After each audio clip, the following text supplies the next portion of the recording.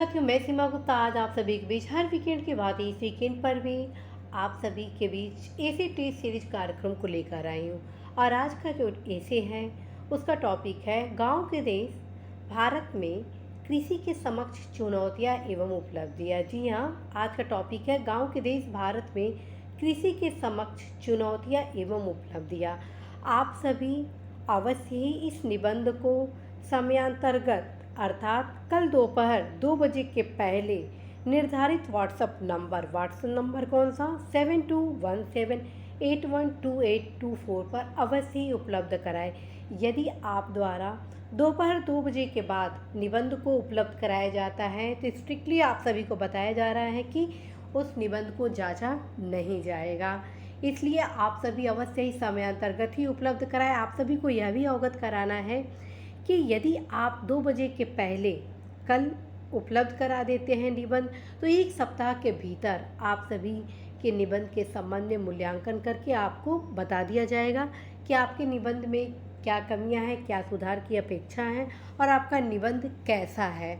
तो आप अवश्य ही आप अपने निबंध को लिखें, क्योंकि ये एक राइटिंग स्किल है। जब आप निबंध को लिखने का अभ्यास करना आरंभ करेंगे तो निश्चित रूप से आप परीक्षा तक एक बेहतर ऐसी राइटिंग स्किल डेवलप कर लेंगे। फ्रेंड्स, आप यह फील किए होंगे कि बहुत सारे फैक्ट आपके पास होंगे, लेकिन जब आप लिखने बैठते हैं तो आप सहजता के साथ लिख नहीं पाते हैं।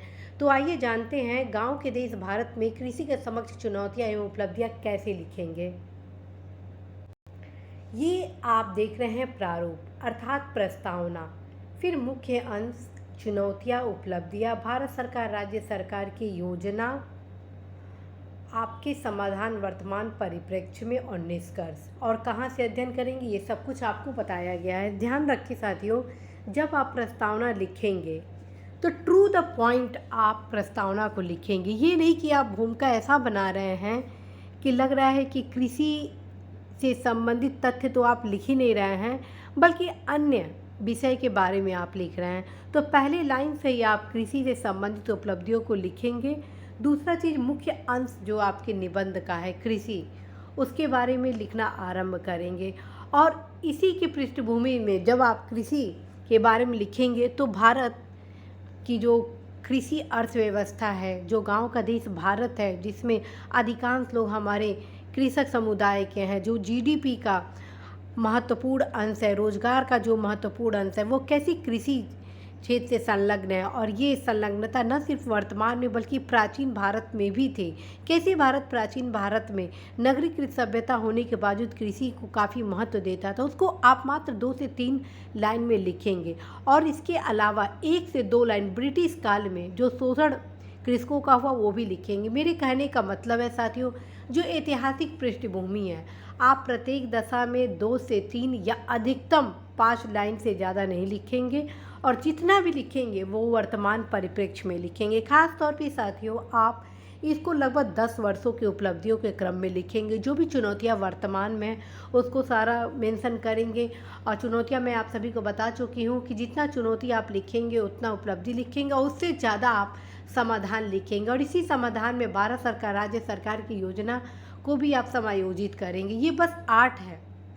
इस स्किल को डेवलप कर लेंगे तो निश्चित रूप से आप एक बेहतर ऐसे राइटिंग डेवलप कर लेंगे। तो आप अवश्य ही ये सारे फैक्ट को देखिए कैसे सजोना है, और इसका अध्ययन आप कहाँ से करेंगे, इस निबंध को कैसे आप लिखेंगे, किस अध्ययन स्रोत का प्रयोग करेंगे, तो आप सभी के बीच मैं बताऊंगी कि आप अर्थव्यवस्था के अतिरिक्तांक से कृषि से संबंधित चैप्टर को अवश्य अध्ययन करें, जिसमें हर प्रकार से संबंधित फैक्ट को दिया गया है। दूसरा, राइटिंग स्किल को डेवलप करने के लिए आप अध्ययन कर सकते हैं योजना और कुरुक्षेत्र, जिसमें आपको कृषि से संबंधित तमाम फैक्ट मिलेंगे, एज वेल एज आपको कैसे ये सारी चीज़ों को अच्छे तरीके से सजोना है, इसके संबंध में महत्वपूर्ण जानकारी आपको इस पत्रिका के माध्यम से हो जाएगी। तो साथियों, आई होप कि आप सभी अवश्य ही समयांतर्गत अपने ऐसे को लिखेंगे। दूसरी चीज़ आपको ये भी बता दूं, प्रयास करिए आप सभी जितने भी फैक्ट लिख रहे हैं, जैसे चुनौतियां हैं, तो 10 से 12 चुनौतियां आप कॉमा के माध्यम से लिखें, फिर कुछ विश्लेषण करें, फिर 4-5 चुनौतियों को कॉमा के माध्यम से लिखें, फिर उसको विश्लेषित करें। इस प्रकार से साथियों, जिस प्रकार से चुनौती लिख रहे हैं वैसे ही उपलब्धियों को भी लिखिएगा। ऐसे ही आप अपने समाधान के बिंदु को भी लिखेंगे, ताकि आप कम से कम पैराग्राफ में मैक्सिमम बातों को रख सकें। तो साथियों, पूरा भरोसा है कि आप बहुत ही अच्छा निबंध लिखेंगे। और यदि आप कोटेशन का प्रयोग करते हैं तो ये ज़रूर ध्यान में रखेंगे कि किस कोटेशन का प्रयोग कहाँ पे आप करेंगे। इन सारी चीज़ों को यदि आप ध्यान में रखते हैं तो निश्चित रूप से आप बेहतर इसे लिखेंगे। और ध्यान रखें ये भी कि निबंध में आप ब्लैक या ब्लू पेन के सिवाय किसी भी कलर का प्रयोग नहीं करेंगे। रेड कलर तो कदापि नहीं करेंगे। और जो थोड़ी बहुत सुधार होंगे आप सभी के निबंध को जांच करके आप सभी को बताया जाएगा। आप अवश्य ही अपने द्वारा लिखे गए निबंध को उपलब्ध कराइए। इसी आशा विश्वास के साथ मैं सीमा गुप्ता अलविदा लेती हूँ कि आप अवश्य ही निर्धारित प्रारूप में अपने निबंध को लिखेंगे और अवश्य ही समयांतर्गत उपलब्ध कराएंगे। All the best.